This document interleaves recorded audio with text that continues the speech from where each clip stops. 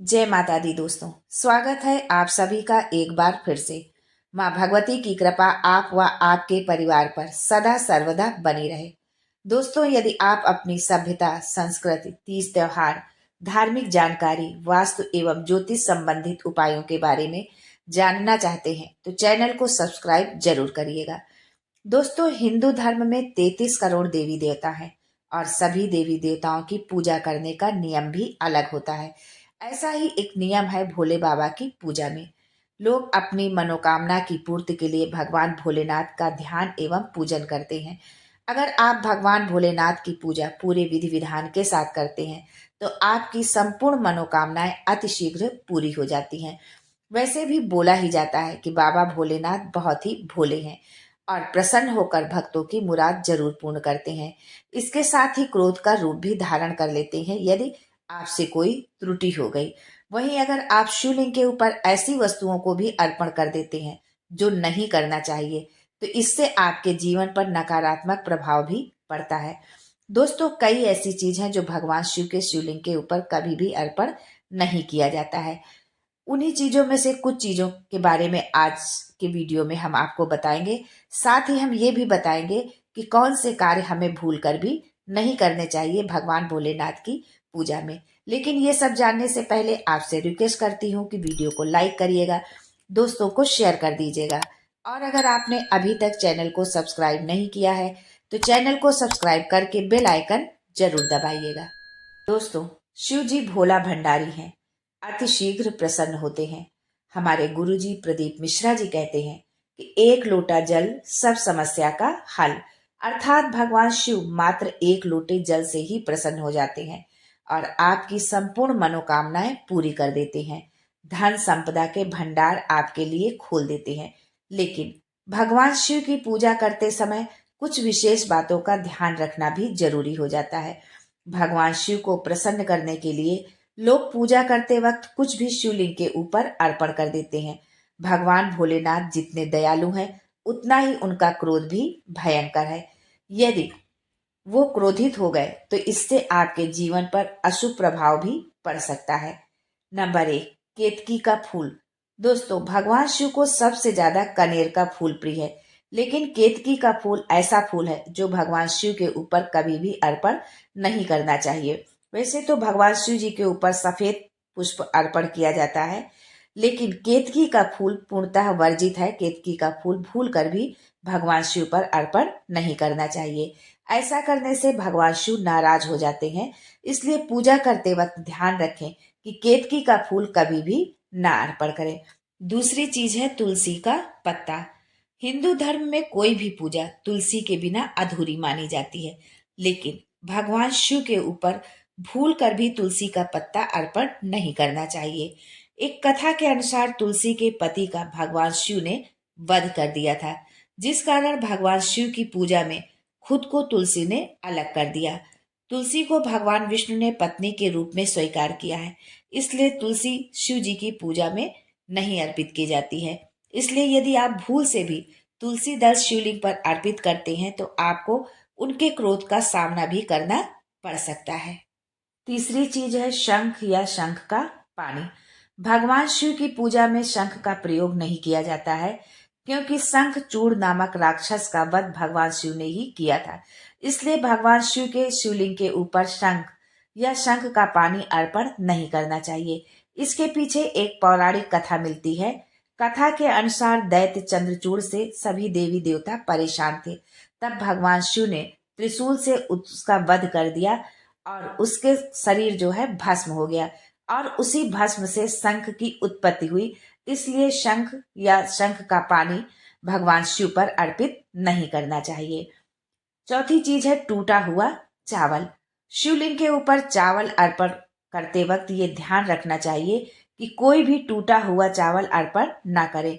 इससे भक्त पर अशुभ प्रभाव पड़ता है। टूटा हुआ चावल अपूर्ण और अशुद्ध माना जाता है। पांचवी चीज है हल्दी। हल्दी का संबंध भगवान विष्णु और सौभाग्य से है, इसलिए ये भगवान शिव को नहीं चढ़ता। यदि आप ऐसा करते हैं तो आपका चंद्रमा कमजोर होने लगता है। दोस्तों, मोस्टली धार्मिक कार्य में हल्दी का प्रयोग किया जाता है, या हम ये भी कह सकते हैं कि बिना हल्दी के धार्मिक कार्य पूरे ही नहीं होते। लेकिन भगवान शिव की पूजा में हल्दी का प्रयोग नहीं किया जाता। हल्दी का इस्तेमाल सौंदर्य प्रसाधन में भी किया जाता है। शास्त्रों में बताया गया है कि हल्दी स्त्रियों से संबंधित वस्तु है और शिवलिंग को पुरुष तत्व माना गया है।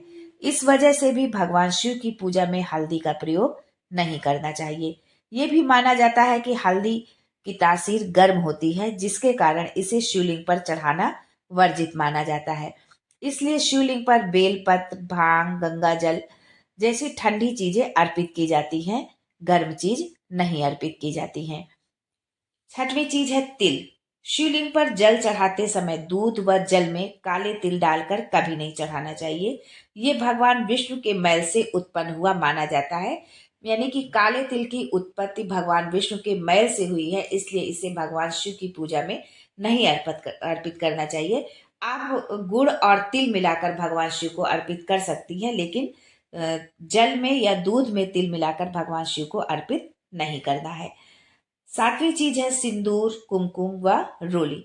कुमकुम, सिंदूर व रोली से अन्य देवी देवताओं की पूजा तो आप कर सकते हैं, लेकिन महादेव की पूजा में इनका प्रयोग वर्जित बताया गया है। हल्दी की तरह इनमें भी स्त्री तत्व होता है। ये सब स्त्रियों के सौभाग्य का प्रतीक है। महिलाएं अपने पति की लंबी आयु और स्वस्थ जीवन के लिए व पति का प्यार पाने के लिए अपने मांग में सिंदूर लगाती हैं। लेकिन शिवलिंग की इन चीजों से पूजा अर्चना नहीं करना चाहिए। आप शिवलिंग की पूजा में चंदन या भस्म का प्रयोग कर सकते हैं। वहीं ये भी ध्यान रखें कि शिवलिंग पर हमेशा कांसे, अष्टधातु या पीतल के बर्तन या लोटे से ही जल चढ़ाएं, लोहे या स्टील के बर्तन से नहीं। आठवीं चीज है भगवान शिव की पूजा में गन्ने का रस, दूध, शहद, दही आदि चीजें अर्पित की जाती हैं, लेकिन नारियल का पानी अर्पित नहीं किया जाता है। इससे धन की हानि होती है। अब आगे हम ये जान लेते हैं कि हम क्या कार्य ना करें। कभी कभी हम पूजा में या अपने भक्ति भाव में इतने ओत प्रोत हो जाते हैं कि हमको ध्यान ही नहीं रहता कि हमने कौन सी गलती कर दी है, और उस गलती के कारण जो है हमको कुछ न कुछ हमें उसका खामियाजा भुगतना पड़ता है। तो आप अपनी पूजा में इस बात का भी ध्यान रखें कि भगवान शिव की यदि आप पूजा कर रहे हैं तो इन कार्यों को आप गलती से भी ना करें। शिव जी की पूजा के दौरान शंख नहीं बजाया जाता है।